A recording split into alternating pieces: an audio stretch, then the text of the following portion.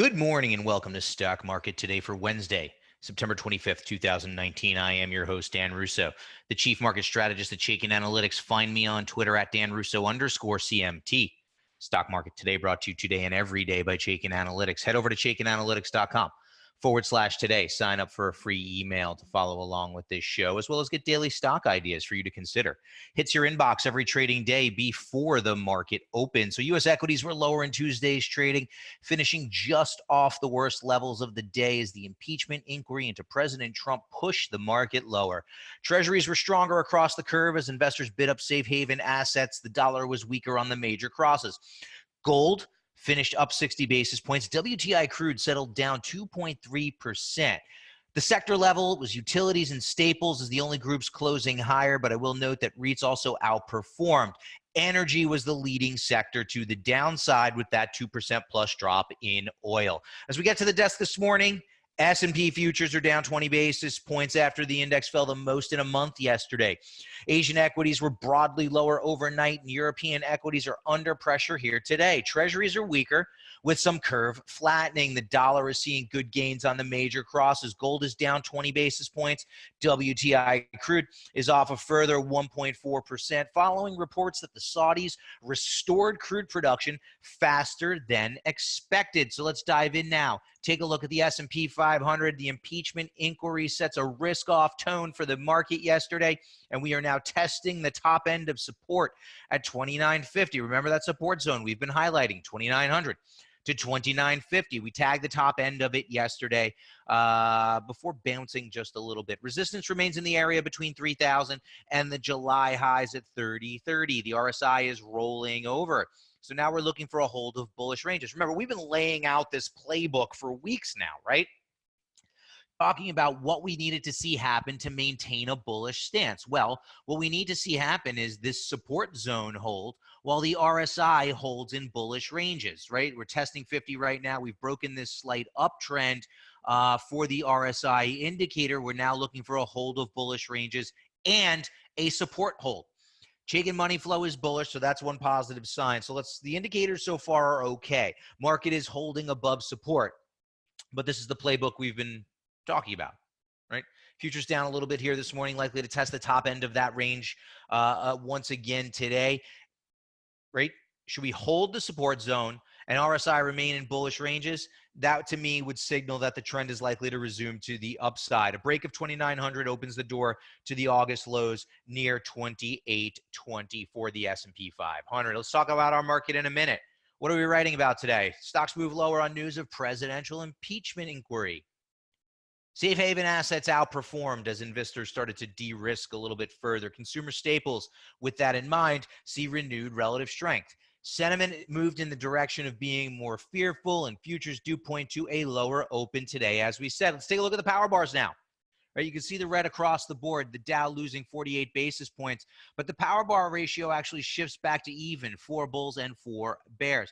So S&P 500 sees some deterioration in the power bar after it loses 77 basis points yesterday, 113 bulls to 90 bears. NASDAQ was a big underperformer on the day, 18 bulls to 21 bears there, so still skewed to the bearish side. Small caps, also big underperformer on the day, down 1.46%, 601 bulls, 340 bears. So while the power bar ratio is bullish, the relative strength is key here, and small caps just cannot get it going on a relative basis, continue to underperform. Flight to safety lends a bid to bonds up 1.2% on the day, which led to outperformance by the utilities. Utilities leading sector of the market yesterday. And check out the power bar ratio there, 11 bullish or very bullish stocks, 0 bearish or very bearish stocks. Remember, we highlighted the utilities earlier this week. According to the Chaikin Power Bar, small cap stocks and large cap stocks are somewhat bullish, but the major markets are mixed.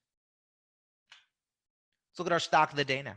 Comes to us from a group that you should recognize. We've been talking about insurance quite a bit over the past few months, and for good reason. It's been an outperforming group. We'll take a look at that a little bit later in the show. But American Financial Group closed at 106.78 yesterday, down 30 basis points. Has a very bullish Chaikin Power Gauge rating due to very strong price volume activity, very positive expert activity, as well as financial metrics that are strong and strong earnings performance. So when we roll up the 20 factors, 5 in each of these 4 categories, we come out with that very bullish rating, strong trend, strong industry group, type of name we want to consider. Market and model are in agreement. Yes, they are. Stock is outperforming along with that very bullish rating. We're just waiting for a better setup.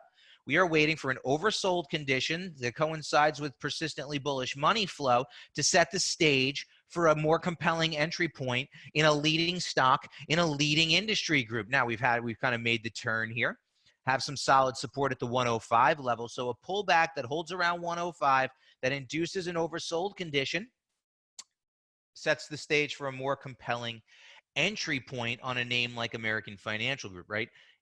Insurance is a leading industry group. This is a very bullish stock that's outperforming the market with bullish money flow. Just wait for that oversold condition, and the stage is set to enter as a long idea. Add AFG to a bullish watch list here today. Taking a look at our sector tracker now. The movement of the major sectors over the last 5 days still very much has a defensive risk-off type feel to it, right? Utilities at the top of the list, up 1.7% over the past 5 days. Staples positive over the last 5 days. REITs and healthcare round out the top 4, though the latter two have now turned down over the last 5 days. They are outperforming. That is defensive leadership at the top of the market. Materials, tech, financials, and discretionary are middle of the road. Industrials, comms, and energy. Remember what we said about energy, right? We were talking about it. Everybody was starting to get excited, and there was this rotation into the energy sector, a beaten down area for a while. And we said, it's probably too early to call a turn. Well, that proved to be the right call. It was too early to call the turn. Energy continues to underperform the market. Crude oil trading lower after that spike following the attack on the Saudi oil field. We commented earlier, right? Production being restored faster than expected. That's weighing on oil. That's likely to weigh on the energy sector and the stocks within that sector. Now, our industry in focus today, I said we would talk about insurance, so here we go.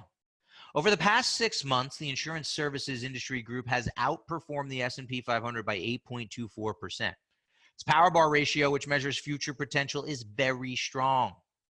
29 bullish or very bullish stocks, only one bearish or very bearish stock in the group, and it's currently ranked number 2 of the 21 subsectors that we track. It has moved down 1 slot over the past week, but still near the top of the list, still a leading industry group. There's American Financial Group with a very bullish rating, type of name you want to consider. How about First American Financial, FAF, also with a very bullish rating, and then MetLife, MET, with a very bullish Chaikin Power Gauge rating. So you want to look at these stocks and run through that analysis. Are they oversold with bullish money flow and outperforming the market, to let you know whether or not it is a compelling time to enter names like AFG, FAF, and MET to the long side of the portfolio. But let's just take a look at the industry group here. KIE is the ETF that we use to track the insurance services industry group, and we can see it does have that very bullish Chaikin Power Gauge ETF rating. Trend is strong as the fund trades above a rising long-term trend line. We're up here near 52-week highs, right? Outperforming the market, as we said. Persistently bullish money flow for much of 2019. The only issue I see here is that we're not quite oversold yet, right? Maybe some more consolidation around the $35 mark to get to an oversold reading to really then become aggressive on the long side of the portfolio in this leading industry group. Now, we've been bullish on insurance for quite some time. For those of you who have been reading my notes, listening to my calls, listening to this show, we've been humping insurance for a while. We've liked the group. It's been a solid group, and that continues to be the case here today. Taking a look at what's trending now. Yesterday's S&P 500 gainers and losers, our movers and shakers. Intuitive Surgical up 2.5% on the heels of some positive comments around robotics by Medtronic. ConAgra, no real news yesterday, but I will note that they do have earnings tomorrow morning. ConAgra was up 2.25% yesterday. HBI up 2.25%. No real news to account for that trading there. CBOE, same story, up nearly 2%, but didn't see any company-specific news to drive trading there. And NSC made a board appointment to send that stock higher by nearly 2% on the day. On the loser side of the board, FLR is selling one of their government businesses. That stock down 8.45% yesterday. MRO, not only was oil weak, but MRO caught a downgrade, sends that stock lower by 6.75%. Helmerich and Payne, oil weighing on that group, and also seeing some pressure on day rates for the land drillers.